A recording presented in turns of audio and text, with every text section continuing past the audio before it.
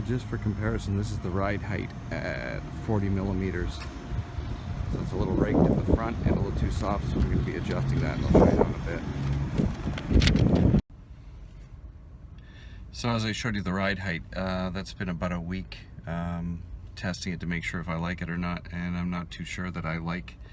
It's a little soft at 40 millimeters, and as I showed you on that little stick, the less it goes into that little hole, the tighter the front end becomes. The further away it basically clamps the two pieces together, and as it clamps together, the front end becomes firmer, and as it goes further apart, the front end becomes looser. And I just noticed a little tiny bit of bottoming out at 40 millimeters. I've got a really deep dip on my road. Like, it's a really, I don't know, it's almost a pothole, but not really. And at 40 millimeters, it does bottom out a tiny, it comes close to bottoming out. I don't know if it does or not, but it's pretty close to it. So I'm going to check it and change it to 35. And also the rake on the car, it's a little bit down on the front end. And I actually noticed that the sunroof, when I put the sunroof down, a lot of 40 hertz hum, that humming that you get when a sunroof is open at a certain speed and it like vibrates your ears. I get that an awful lot now with the ride height a little lower at the front. So I'm going to change that, and it's pretty simple. I'll show you in 2 minutes. I just have to get home. And I got another project for today too. Hopefully I'll get that done. Ooh, I'll show you.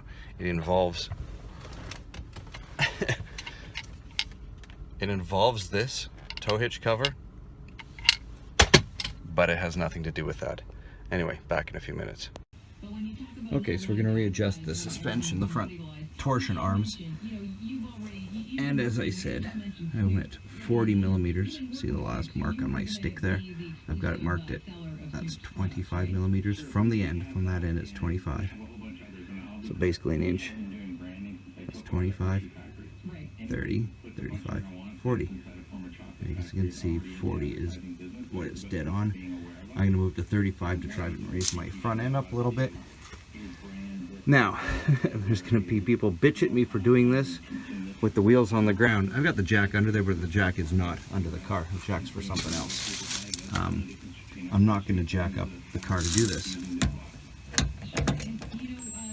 If you're not using power, this is going to take quite a few winds, quite a few turns. Probably going to be about 10 turns for you, 10 complete turns. So I'm just going to switch hands here.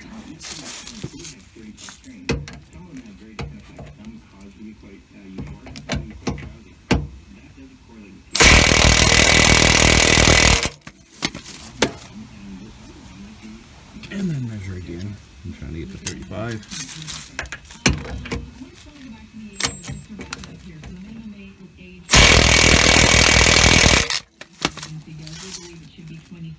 So if you watch this, as I'm turning that torsion bar is turning in this direction, and picture my thumb where the end of my knuckle is, that knuckle right there that's all dirty. That's the wheel, and as it turns, it pushes down on the wheel, effectively raising the front of the car. And going the other way, obviously, is the exact opposite. There's my stick. I still need a couple more turns.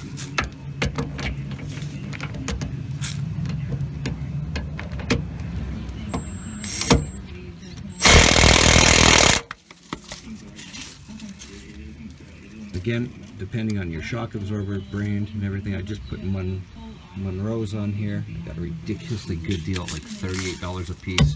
So Monroe's it was.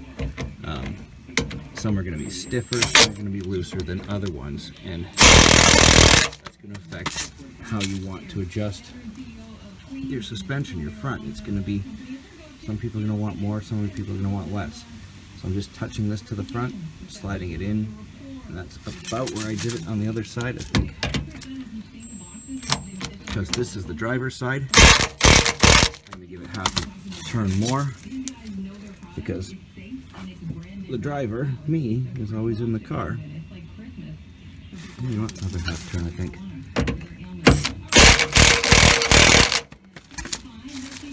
So since the driver's always in the car, you want the side the driver's on to be a little tiny bit stiffer. Why not?